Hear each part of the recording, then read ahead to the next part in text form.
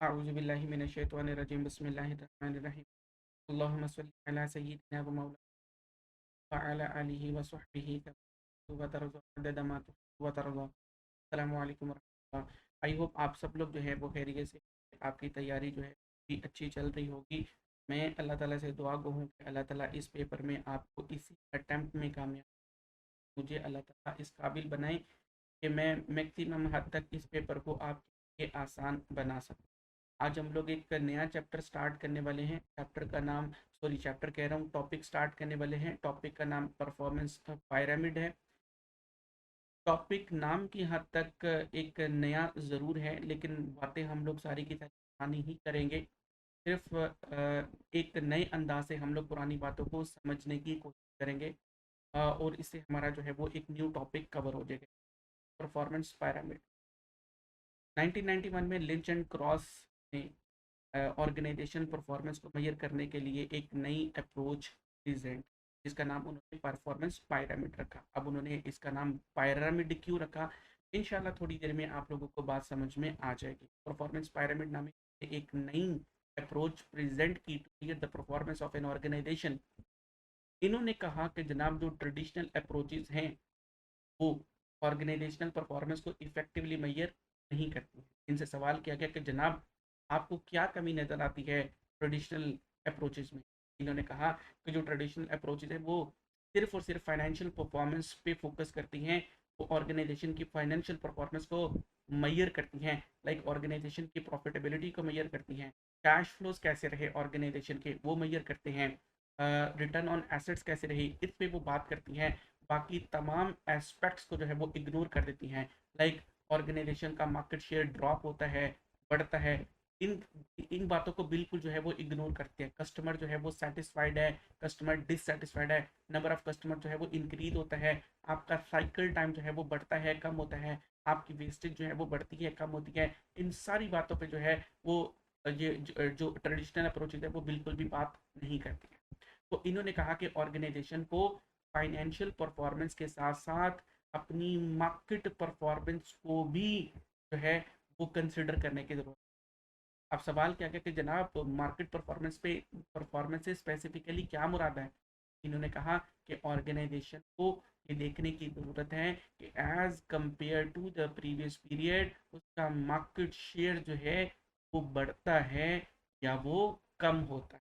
इन्होंने कहा कि जनाब फाइनेंशियल परफॉर्मेंस के फाइनेंशियल एस्पेक्ट्स को हम लोग बिल्कुल भी इग्नोर नहीं कर सकते, क्योंकि ऑर्गेनाइजेशन अगर फाइनेंशियली स्टेबल होगी तो ही जो है ऑर्गेनाइजेशन कलेक्टिवली जो ग्रो कर सकेगी फ्रॉम एवरी एस्पेक्ट। इन्होंने कहा कि हम लोग ये चाहते हैं या हमारे पॉइंट ऑफ व्यू से आपको मजीद मार्केट परस्पेक्टिव से भी अपनी परफॉर्मेंस को इम्प्रूव करने की ज़रूरत है। आई होप यहाँ तक बात समझ आ चुकी होगी। तो उन्होंने कहा कि जहाँ आप फाइनेंशियल परफॉर्मेंस को मेजर करते हो वहीं पे आप ये देख लो कि मार्केट के पॉइंट ऑफ व्यू से आप आगे बढ़ रहे हो या आप पीछे की तरफ जो है वो जा रहे हो। अब यहाँ पे एक छोटा सा टेक्निकल पॉइंट है। इनडायरेक्टली उन्होंने ये कहा कि जनाब, चलिए इनडायरेक्टली की बात हम लोग बाद में करते हैं। अब हम लोग ये जानते हैं कि अगर हमें कुछ परफॉर्म करना है तो इसका मतलब ये है कि आज हम लोग ऑब्जेक्टिव सेट करेंगे, तो तभी eight the end of the day हम लोग ये देख पाएंगे कि हम लोग उन ऑब्जेक्टिव्स को मेजर कर सके या नहीं कर पाए। अगर तो हम उन ऑब्जेक्टिव्स को मेजर कर पाए तो इसका मतलब है हम लोग सेट, हमारी परफॉर्मेंस जो है वो सेटिस्फैक्ट्री रही। लेकिन अगर हम लोग उन ऑब्जेक्टिव्स को मेजर नहीं कर पाए तो इसका मतलब यह है कि हम लोगों ने सेटिस्फैक्टरली जो है वो परफॉर्म नहीं किया। तो इनडायरेक्टली लेंच एंड क्रॉस ने ये कहा कि जहां आप अपने फाइनेंशियल टारगेट सेट करते हो वहीं आपको अपने मार्केट टारगेट्स जो हैं वो सेट करने की ज़रूरत है। फाइनेंशियल टारगेट सेट करने से क्या मुराद है, जहां आप स्टार्ट ऑफ द पीरियड पे ये तय करते हो कि इस साल हम जो है वो अपने प्रॉफिट्स को 30% बढ़ाना चाहते हैं, इस साल हम जो है वो अपना रिटर्न ऑन एसेट जो है वो फॉर एग्जांपल 5% इंक्रीज करना चाहते हैं, इस साल हम लोग अपनी शेयर प्राइस को जो है वो फॉर एग्जांपल 35% जो है वो इंक्रीज करना चाहते हैं। जहां eight the start of the period आप अपने फाइनेंशियल टारगेट सेट करते हो वहीं आपको जो है वो मार्केट टारगेट्स भी सेट करने चाहिए। मार्केट टारगेट के मैनेजमेंट को ये तय करना चाहिए कि इस साल हमारा मार्केट शेयर जो है as compare to the previous period 15% increase होना चाहिए या हमें ये इंक्रीज करना है। और at the end of the day आपको ये मेजर करना होगा कि आपकी फाइनेंशियल परफॉर्मेंस कैसी रही, और साथ ही साथ आपको ये भी मेजर करने की ज़रूरत है आया कि आप इस टारगेट को अचीव कर पाए या नहीं कर पाए। तो मतलब ये है कि आपको जहां फाइनेंशियल परफॉर्मेंस मेजर करने की ज़रूरत है वहीं पे आपको जो है अपनी मार्केट परफॉर्मेंस को मेजर करने की भी ज़रूरत है।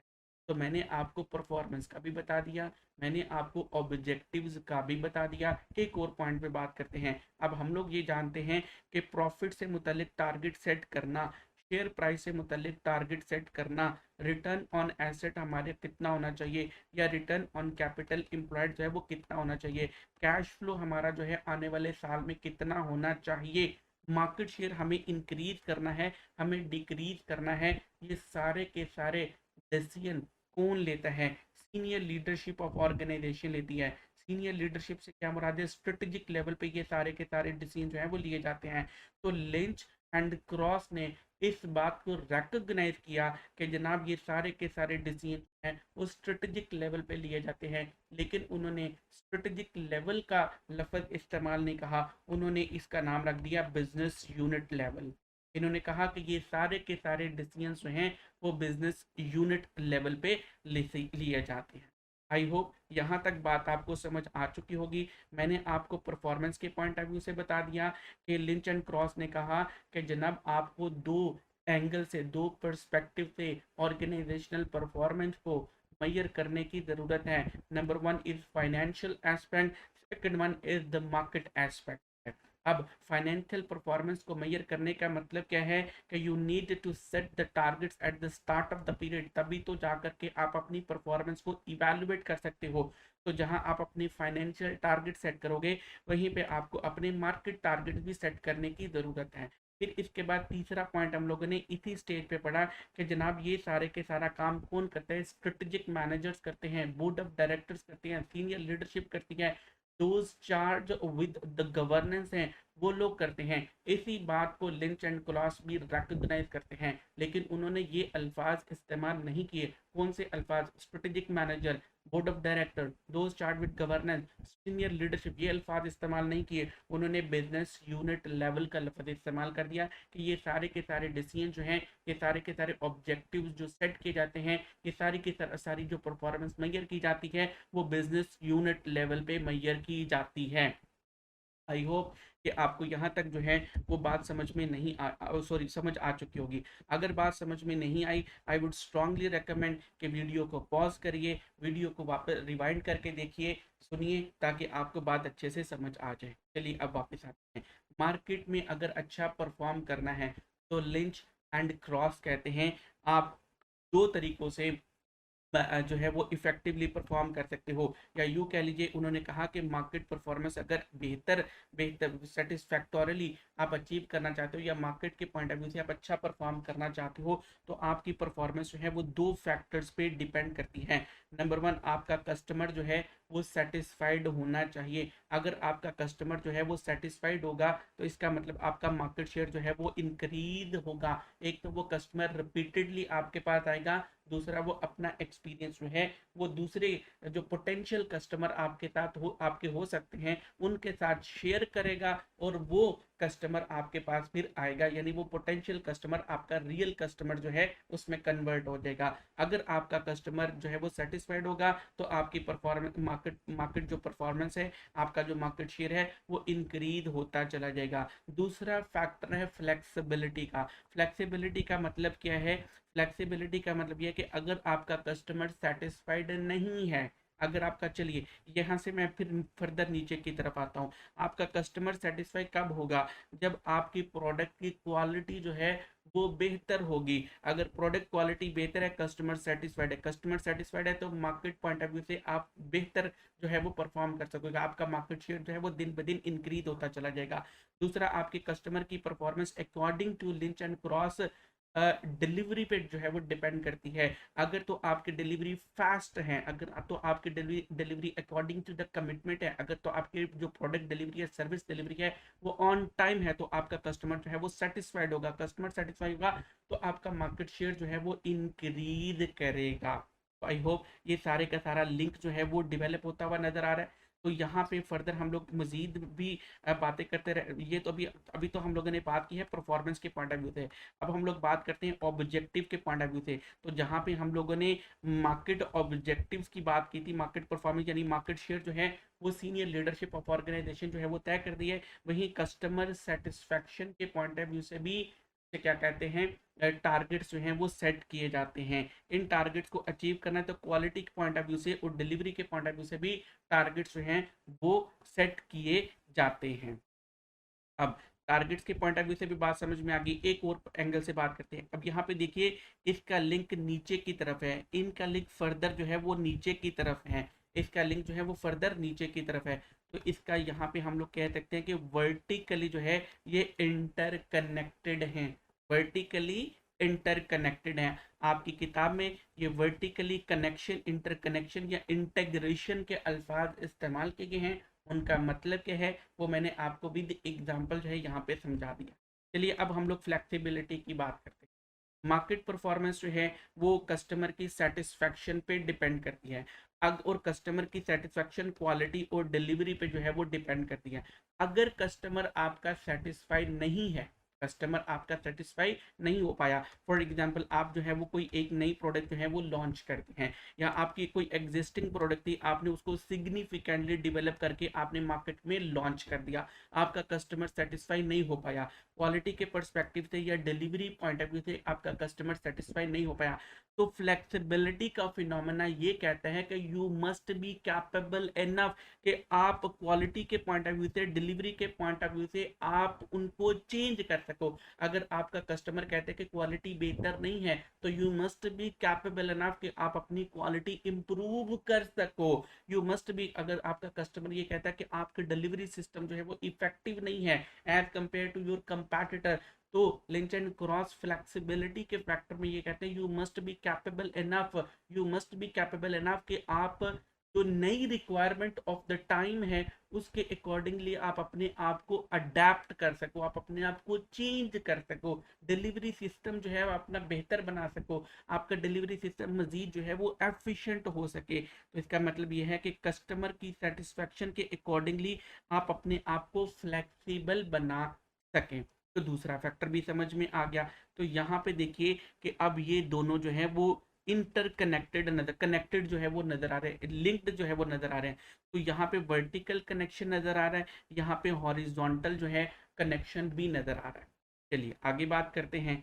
आगे मजीद हम लोग बात करते हैं कि यही फ्लेक्सिबिलिटी जो है वो हमें इंटरनल एफिशिएंसी में भी नजर आ रही है। चलिए इस पे भी आगे बात करते हैं। तो कस्टमर सेटिस्फेक्शन डिलीवरी सिस्टम पे डिपेंड करती है, और डिलीवरी सिस्टम या क्वालिटी में किसी तरह का कोई इश्यू आ जाता है, आपका कस्टमर जो है वो सेटिस्फाई नहीं हो पाता, तो आपको अपने ऑपरेशंस जो हैं वो चेंज करने की जरूरत है। तो ऑपरेशंस कहाँ पे होते हैं? इंटरनल टू द ऑर्गेनाइजेशन होते हैं।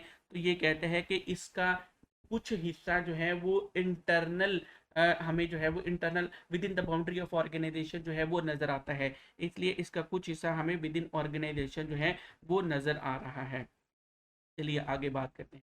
अगर फाइनेंशियल टारगेट्स की बात करते हैं तो इसने कहा कि अगर आप अपनी फाइनेंशियल परफॉर्मेंस को बेहतर करना चाहते हो तो आपको अपना साइकिल टाइम जो है वो रिड्यूस करने की ज़रूरत है। अगर आप अपने प्रॉफिट्स को बेहतर करना चाहते हो तो आपको अपना साइकिल टाइम जो है वो रिड्यूस करने की ज़रूरत है। साइकिल टाइम क्या होता है कि एक टाइम ड्यूरेशन जिसमें एक इंडिविजुअल जो है वो अपना काम मुकम्मल करता है, उस टाइम ड्यूरेशन को साइकिल टाइम कहते हैं। फॉर एग्जाम्पल एक साहब हैं और वो 1 घंटे में 1 आवर में विद इन 1 आवर जो है वो एक यूनिट जो है वो फॉर एग्जाम्पल प्रोडक्ट एक्स का जो है वो बनाते हैं। इस 1 घंटे को हम लोग जो है वो साइकिल टाइम कहते हैं। अब लिंच एंड क्रॉस कहते हैं अगर आप अपनी फाइनेंशियल परफॉर्मेंस को बेहतर करना चाहते हो तो you need to reduce the cycle time है। अब साइकिल टाइम कैसे रिड्यूस हो सकता है या उसका इम्पैक्ट क्या आता है? अब इन्हीं साहब की ट्रेनिंग की जाती है, डेवलपमेंट की वे से जो है इनको गुजारा जाता है, जिससे क्या होता है इनका साइकिल टाइम कम हो जाता है। फॉर एग्जाम्पल साइकिल टाइम 1 घंटे से 60 मिनट से कम होकर के तो वो 40 मिनट्स तक जो है वो आ जाता है। अब ये 40 मिनट्स में जो है वो एक यूनिट जो है वो तैयार कर पाता है। पहले 1 घंटे में यानी 60 मिनट में जो है वो एक यूनिट तैयार करता था। 8 दिन का जो है 8 घंटों का जो है वो एक दिन होता है, तो इसका मतलब है कि ये 8 घंटों में 8 यूनिट्स जो है वो तैयार कर पाता है। अब इसको तनख्वाह कितनी मिलती है? 25,000 रुपये इसको जो है वो तनख्वाह मिलती है। तो 25,000 रुपये में फॉर एग्जाम्पल एक दिन की हम लोग मान लेते हैं, एक दिन में 25,000 रुपये मिलता है और 25,000 रुपये में ये 8 यूनिट जो है वो तैयार करता है। इसको ट्रेन किया गया, इसको डेवलप किया गया, इसकी एक्सपर्टीज जो है वो डेवलप की गई, इसका साइकिल टाइम जो है वो रिड्यूस हो गया, रिड्यूस होकर के ये जो है वो 40 मिनट पे आ गया। अब हम लोग देखते हैं कि ये 8 घंटे में जो है वो कितने यूनिट्स जो है वो तैयार करते हैं। तो अगर हम लोग कैलकुलेट करें तो ये 8 घंटे में 12 यूनिट्स जो है वो तैयार करेगा।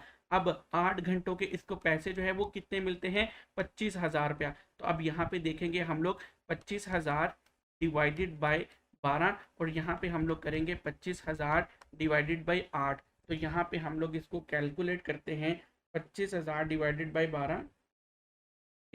12 करेंगे तो ये आ जाता है 2083।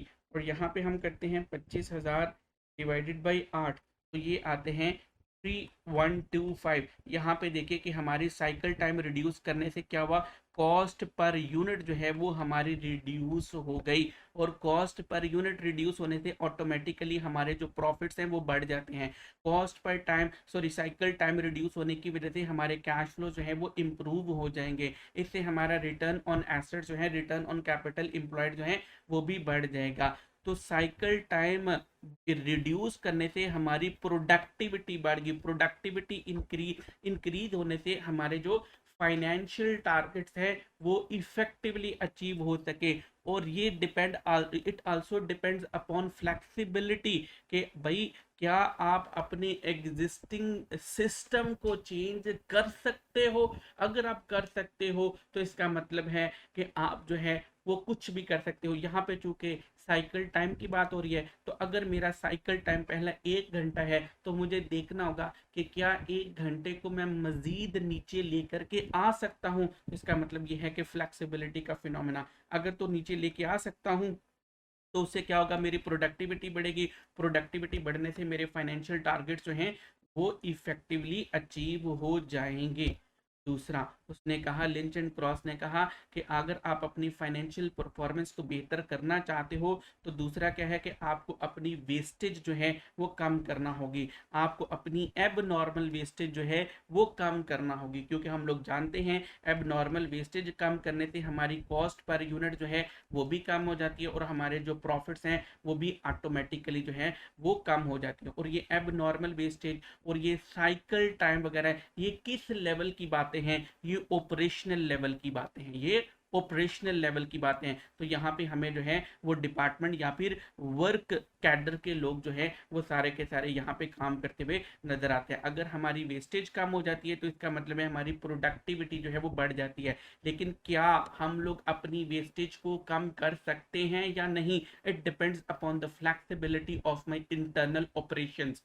तो यहाँ पे फ्लेक्सिबिलिटी का फिनोमेना भी समझ आ जाता है, तो प्रोडक्टिविटी का बात भी समझ आ जाती है। अगर प्रोडक्टिविटी इंप्रूव हो जाती है तो हमारी फाइनेंशियल परफॉर्मेंस यानी हमारे जो स्ट्रेटेजिक गोल्स है वो ऑटोमेटिकली अचीव हो जाएंगे, बेहतर अंदाज में जो है वो अचीव हो जाएंगे। तो अब यहाँ पे आप लोग समझ सकते हैं कि ये पिरामिड जो है वो क्यों कर शेप जो है वो उन्होंने डेवलप की। उन्होंने कहा कि स्ट्रेटेजिक लेवल की जो परफॉर्मेंस है वो डिपेंड करती है हमारे जो ऑपरेटिंग सिस्टम है, यानी यूं कह लीजिए कि टैक्टिकल लेवल के लोगों की परफॉर्मेंस की उनके सिस्टम पे जो है वो डिपेंड करती है। और उनकी परफॉर्मेंस जो है आगे नीचे ऑपरेशनल लेवल के लोगों की परफॉर्मेंस पे जो है वो डिपेंड कर रही होती है।